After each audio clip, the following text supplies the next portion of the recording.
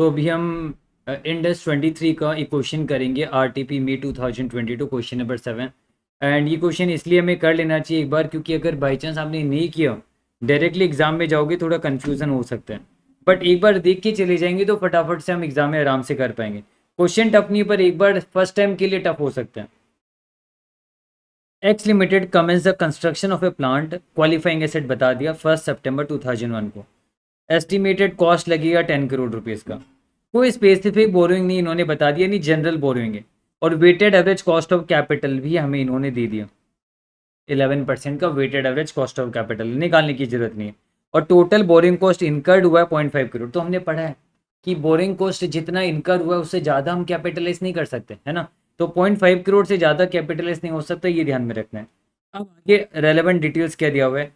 Cost of construction accrued, cash outflow paid in advance at the start of each month. तो ये construction मान लीजिए हम supplier के थ्रू करवा रहे हैं, तो हम सप्लायर को एडवांस में पैसा दे दे रहे हैं, ईच मंथ में एडवांस में पैसा दे दे रहे हैं, पर खर्चा तो वो अपने हिसाब से करेगा। तो खर्चा जो वो इतना एक्रू हो रहा है, पर पेमेंट हम इतना कर दे रहे हैं। Based on the above information discuss the treatment of borrowing cost as per cash outflow basis and accrual basis. तो इन्होंने कहा कि दोनों के बेसिस में आप हमें बताओ बोरिंग कॉस्ट कितना आपका कैपिटलाइज होना चाहिए, और बाद में suggest the appropriate amount of interest that should be capitalise to the cost of the plant. और फिर पूछा कौन सा अप्रोप्रिएट रहेगा। तो देखिए सिंपल सी बात है, अप्रोप्रिएट मैं पहले ही बता देता हूँ। यहाँ पर हम सप्लायर को पैसा दे दे रहे, हम करवा रहे, तो हम पेमेंट जैसे करेंगे वही हमारे लिए उसी टाइम से ही हम बोरिंग कॉस्ट कैपिटलाइज करने लग जाएंगे, क्योंकि हमारा तो इंटरेस्ट का खर्चा तब से लगना चालू हो जाएगा ना। आज मैंने आपको पैसे दे दिए, अब आप बाद में खर्चा कर रहे हो, वो उसे मैं क्या कर सकता हूँ, मैंने तो पेमेंट कर दिया। तो ध्यान रहे एग्जाम में भी आईसीए ने भी ये लिखा हुआ है कि आप कैश बेसिस में जब आप पेमेंट कर दोगे तब से आप खर्चा कैपिटलाइज कर सकते हो। हम निकालेंगे दोनों, क्योंकि इन्होंने पूछा दोनों है हमसे, लेकिन बाद में हम बताएंगे कि इससे रिलेटेड जो बोरिंग कॉस्ट आएगा वो कैपिटलाइज होगा। तो एक एक करके डिस्कस करते हैं। और 31 मार्च 2002 पूछे। तो देखिए सितंबर में आपने अगर मान लीजिए इतना खर्चा हुआ है 1.5 करोड़ का, तो इस पे 11% आपका कैपिटलाइज होगा। लेकिन जबकि जनरल बोरिंग है तो टाइम पीरियड लगेगा, सितंबर, अक्टूबर, नवंबर, दिसंबर, जनवरी, फरवरी, मार्च, यानी इसमें 7 मंथ्स होगा। अक्टूबर वाले में अक्टूबर, नवंबर, दिसंबर, जनवरी, फरवरी, मार्च 6 मंथ्स होगा। इसमें 5 मंथ्स कैपिटलाइज होगा, नवंबर से मार्च तक। इसमें दिसंबर से मार्च 4 मंथ्स, 3 मंथ्स, 2 मंथ्स, 1 मंथ्स का कैपिटलाइज होगा। तो सिंपल सी बात है, मैंने लिखा हुआ देखिए 1.5 ये सारा मैंने लिख दिया यहाँ पर। फिर 1.5 0.5 1.8 0.7 और 3, ये खर्चा मैंने लिख दिया।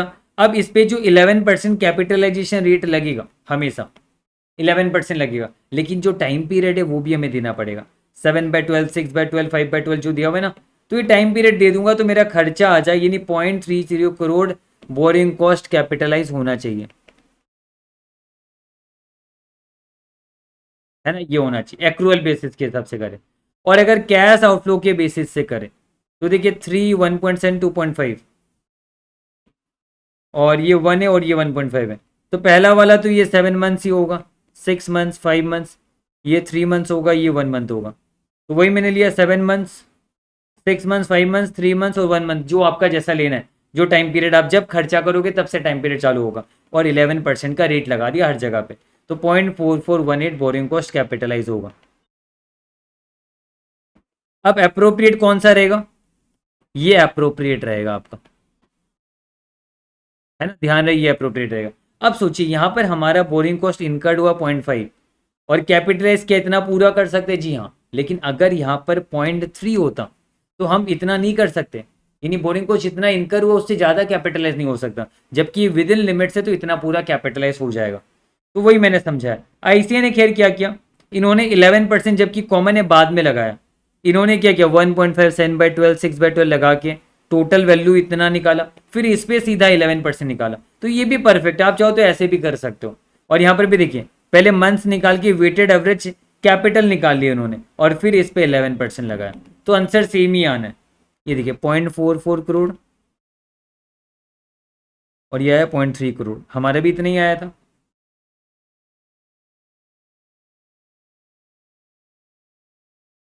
ये आ गया दोनों हमारा। और यहाँ पर जैसे मैंने अंडरलाइन किया हुआ, आप चाहो तो ये रीड कर लेना, इसका पीडीएफ टेलीग्राम में मिल जाएगा, डिस्क्रिप्शन में लिंक है। और ये सारा इंडस 23 में जो मेन इंपॉर्टेंट बात कहा गया है वही सारा चीज़ लिखा हुआ है यहाँ पर। और यहाँ पर cash has been paid but the corresponding cost has not yet accrued, interest becomes payable on payment of cash. जब हम कैश देंगे तब इंटरेस्ट पेएबल हो जाता है, तो इसलिए तब से ही हम इंटरेस्ट कैपिटलाइज करेंगे। तो यही आप अंडरलाइन किया हुआ जस्ट रीड कर सकते हो, एंड सिंपल क्वेश्चन है, हमने कंप्लीट कर लिया।